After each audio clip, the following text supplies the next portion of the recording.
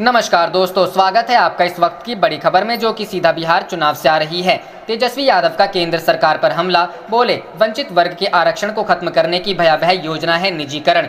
दूसरी बड़ी खबर में बताएंगे असेंबली इलेक्शन 2022, कांग्रेस के महानगर अध्यक्ष ने किया दावा, बोले प्रदेश में बनेगी कांग्रेस की सरकार, प्रियंका के नेतृत्व में यूथ तैयार। तीसरी बड़ी खबर में बताएंगे राकेश टिकैत ने कहा, युवाओं से की बड़ी अपील, मोबाइल और नेट छोड़ आंदोलन में शामिल होने का आ गया समय। इसी प्रकार की बड़ी खबरों में आपको ले जाएंगे। लेकिन अगर आपको भी लगता है बिहार में नीतीश की सरकार पंचायत चुनाव बुरी तरह हारने वाली है और आप सभी लालू के साथ खड़े हैं, तो आप अभी इस वीडियो को लाइक कीजिए, इस चैनल को सब्सक्राइब कीजिए और घंटी बजाएं और कमेंट में लिखें जय हिंद। रुख करते हैं पहले खबर की तरफ। तेजस्वी यादव का केंद्र सरकार पर हमला, बोले वंचित वर्ग के आरक्षण को खत्म करने की भयावह योजना है निजीकरण। जी हां दोस्तों, नेता प्रतिपक्ष तेजस्वी प्रसाद यादव ने गुरुवार को केंद्र की मोदी सरकार पर वंचित वर्गों के आरक्षण को खत्म करने की योजना पर काम करने का गंभीर आरोप लगाया। तेजस्वी ने कहा कि केंद्र सरकार निजीकरण द्वारा सरकारी नौकरियों को समाप्त करने और सरकारी नौकरियों एवं सार्वजनिक उपक्रमों में वंचित वर्गों को मिले आरक्षण को खत्म करने की एक दीर्घकालिक भयावह योजना है।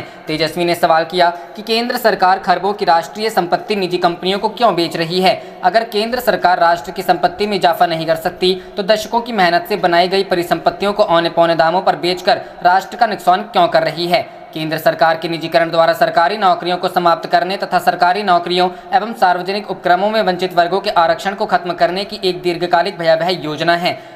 #India on sale. गुरुवार को एक के बाद एक ट्वीट करते हुए उन्होंने कहा कि सार्वजनिक उपक्रमों, संसाधनों और देश की राष्ट्रीय संपत्ति को कथित सुधारों की आड़ में कॉरपोरेट्स को बेचना गरीबों, कमजोर वर्गों और देश के हितों के खिलाफ है। केंद्र सरकार की निजीकरण नीति द्वारा सरकारी नौकरियों को समाप्त करने और सरकारी नौकरियों एवं सार्वजनिक उपक्रमों में वंचित वर्गों के आरक्षण को खत्म करने की एक दीर्घकालिक भयावह योजना है। राजद अपने लोकतांत्रिक समाजवादी भारत को चंद पूंजीपतियों के हाथों में बेचने और गिरवी रखने के इस प्रयास के खिलाफ अंत तक लड़ेगी। केंद्र और राज्य की डबल इंजन सरकार को यह बताना चाहिए कि कुछ चुनिंदा पूंजीपतियों को राष्ट्रीय संपत्ति बेचने से देशवासियों और अर्थव्यवस्था को कैसे मदद मिलेगी। तंज कसा कि केंद्र सरकार बताएं उसे राष्ट्र की परिसंपत्तियां बेचने की क्या मजबूरी है। क्या यह एनडीए सरकार की नाकामी और अदूरदर्शिता नहीं है। रुख करते हैं अगली खबर की तरफ। असेंबली इलेक्शन 2022, कांग्रेस के महानगर अध्यक्ष ने किया दावा, बोले प्रदेश में बनेगी कांग्रेस की सरकार, प्रियंका के नेतृत्व में यूथ तैयार। जी हां दोस्तों, कांग्रेस हमेशा विकास के मुद्दों पर चुनाव लड़ी है। इस समय जनता महंगाई, बेरोजगारी से परेशान है। प्रदेश की जनता ने सभी सरकारों को देख लिया है, जिसके बाद अब वह कांग्रेस को ही पसंद कर रही है। पार्टी के साथ यूथ का जनाधार बढ़ा है। पार्टी ने वार्ड से लेकर मोहल्ला कमेटी व ग्राम से लेकर न्याय पंचायत तक काम किया है और काम भी कर रही है। इस बार प्रदेश में कांग्रेस की सरकार आना तय है। यह बात महानगर कांग्रेस कमेटी के अध्यक्ष अजय शुक्ला ने कही। पेश है उनसे बातचीत के प्रमुख अंश। सवाल, 2010 में कांग्रेस का महापौर, 2009 में कांग्रेस का सांसद, 2012 के चुनाव में पार्टी का बरेली में दबदबा था, फिर कांग्रेस प्रत्याशी क्यों नहीं जीता। जवाब, कांग्रेस हमेशा विकास के मुद्दों पर चुनाव लड़ी, संप्रदाय पर नहीं। कांग्रेस हमेशा विकास के मुद्दों पर चुनाव लड़ती रही है। दूसरी पार्टियों ने लोगों को लुभाने व भटकाने का काम किया, जिसे अब जनता समझ गई है, जिसे लेकर वह परेशान भी है। सवाल, 29 साल पहले आपकी पार्टी के रामेश्वर नाथ चौबे सनहा सीट पर काबिज रहे थे। इस बार चुनाव में कितना मजबूत मान रहे हैं। तब से लेकर अब तक आखिर क्या बदलाव हुए। चुनाव जीतने के लिए तैयारियों को कैसे देख रहे हैं। जवाब, सनहा सीट परिसीमन के बाद समाप्त कर दी गई। पहले सपा और फिर भाजपा ने अपने फायदे को ध्यान में रखते हुए जातिगत आधार पर परिसीमन किया, जो कि गलत है। यह सीट वर्तमान में बिथरी, कैंट व शहर का हिस्सा है। पार्टी पूरी मजबूती से चुनाव लड़ेगी। बीच में कार्यकर्ता कुछ सुस्त हो गए थे, लेकिन अब सभी प्रियंका वाड्रा गांधी के नेतृत्व में नए जोश के साथ पार्टी के उम्मीदवारों को जिताने में लग गए हैं। अलावा इसके अब यूथ पार्टी के साथ जुड़ रहा है। सवाल, जिले में कांग्रेस पार्टी को एक परिवार की निगाह से देखा जाता रहा, क्या सिर्फ एक ही परिवार का जनाधार इस शहर में है। जवाब, ऐसा नहीं है। एक ही परिवार पार्टी के साथ लगा हुआ है, यह तो अच्छी बात है। असली कांग्रेसी पुश्तैनी कांग्रेसी है। पार्टी के कई लोग दूसरी पार्टी में चले जरूर गए थे, लेकिन वहां उनका मन भर जाने के बाद वह वापस लौट रहे हैं। दूसरी पार्टियों में उन्हें वह इज्जत व सम्मान नहीं मिल रहा जो कांग्रेस ने उन्हें दिया। शहर में कांग्रेस का परिवार का नहीं बल्कि जनता का जनाधार है। सवाल, बूथ रणनीति कितनी मजबूत हो सकी, किस आधार पर पार्टी जीतने का दावा करेगी। जवाब, हमने महानगर के सभी 80 वार्डों को मजबूत किया है। हर वार्ड में नए चेहरे हैं, जिन्हें पुराने चेहरों की सहमति पर ही जिम्मेदारी दी गई है। हर 10 वार्डों पर एक महासचिव और 20 वार्डों पर वाइस प्रेसिडेंट बनाए हैं। इसके अलावा प्रति माह समीक्षा भी की जा रही है। अच्छा कार्य करने वालों की सराहना की जा रही है। पार्टी अपनी पुरानी उपलब्धियां व किए गए कार्यों को लेकर जनता के बीच जाएगी और हमारी सरकार भी बनेगी। सवाल, महानगर की दोनों सीटों पर कौन सी चुनौतियां मानते हैं, कैसे पार पाएंगे? जवाब, पहली बार हमने एक वार्ड पर काम किया है, सभी वार्डों को मजबूत कर उसकी निगरानी की जा रही है। हर बूथ पर 5 यूथ कार्यक्रम जल्द करने वाले हैं। पार्टी वार्डरों के साथ मोहल्ला कमेटी बना रही है, जिससे से ज्यादा लोग पार्टी से जुड़ रहे हैं और पार्टी को पसंद कर रहे हैं। सवाल, पार्टी किस आधार पर जनता से वोट मांगेगी?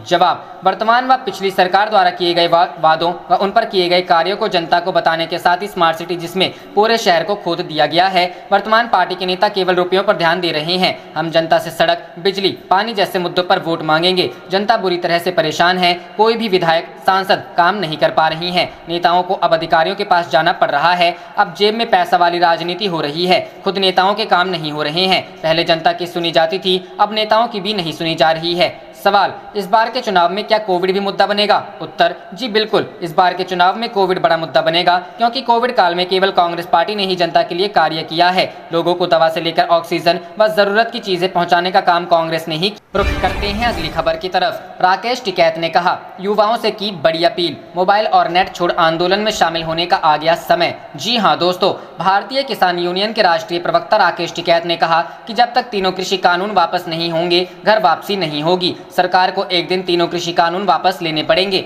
इसके लिए हम सरकार को मजबूर कर देंगे।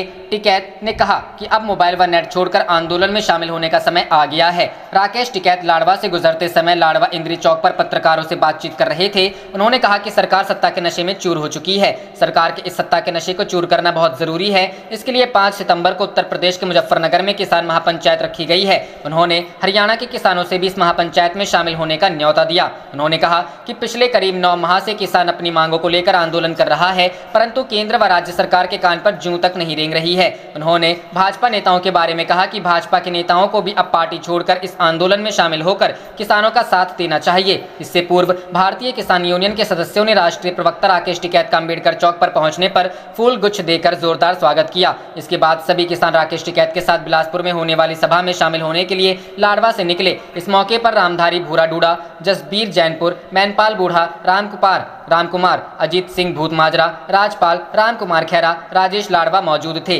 राकेश टिकैत के साथ सेल्फी लेने वालों में लगी होड़। जैसे ही भाकियू राष्ट्रीय प्रवक्ता राकेश टिकैत लाडवा इंद्री चौक पर पहुंचे तो सेल्फी लेने वालों की होड़ लग गई। भाकियू कार्यकर्ताओं सहित किसान भी राकेश टिकैत के साथ सेल्फी लेते नजर आए। सेल्फी ले रहे युवाओं को टिकैत ने कहा कि अब मोबाइल व नेट छोड़कर आंदोलन में शामिल होने का समय आ गया है, इसलिए एकजुट होकर किसान आंदोलन को मजबूत करो ताकि सरकार कृषि कानून वापसी लेने पर मजबूर हो। रुख करते हैं अगली खबर की तरफ। कोरोना काल में अनाथ हुए बच्चों की जानकारी न देने पर सुप्रीम कोर्ट ने यूपी सरकार को लगाई फटकार, 2 हफ्ते के अंदर पोर्टल अपडेट करने का आदेश। जी हां दोस्तों, सुप्रीम कोर्ट ने कोरोना के दौरान मार्च 2020 से अब तक अनाथ हुए बच्चों की जानकारी अपलोड नहीं करने पर उत्तर प्रदेश सरकार को फटकार लगाई। कोर्ट ने पूछा कि यूपी सरकार ने अभी तक बाल स्वराज पोर्टल पर अनाथ हुए बच्चों का डेटा क्यों नहीं अपलोड किया। कोर्ट ने उत्तर प्रदेश के जिलाधिकारियों को निर्देश दिया कि पोर्टल पर डेटा अपलोड करने के लिए तुरंत उचित कदम उठाएं और जानकारी अपलोड करें। उत्तर प्रदेश के जिलाधिकारियों को 2 हफ्ते के अंदर NCPCR के पोर्टल पर जानकारी अपलोड करने को कहा गया। सुप्रीम कोर्ट ने कहा कि अभी भी उत्तर प्रदेश में ऐसे बच्चों की पहचान की जा रही है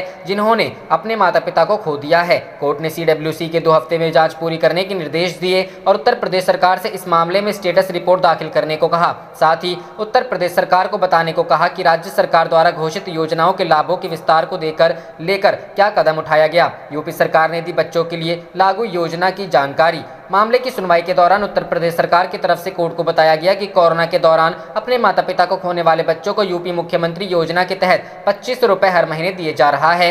इस योजना को लागू किया गया है और बच्चों को इस योजना के तहत भुगतान राशि दी जा रही है। उत्तर प्रदेश सरकार ने सुप्रीम कोर्ट को बताया कि राज्य सरकार ने प्राइवेट स्कूलों को निर्देश जारी किया है कि फीस का भुगतान नहीं कर पाने वाले छात्रों को स्कूल से निकाला नहीं जाएगा।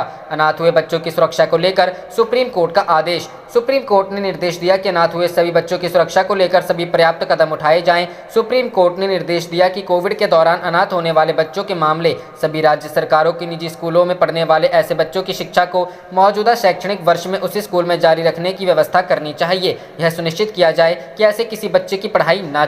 आप देख रहे थे आपका अपना चैनल जय हिंद जय भारत।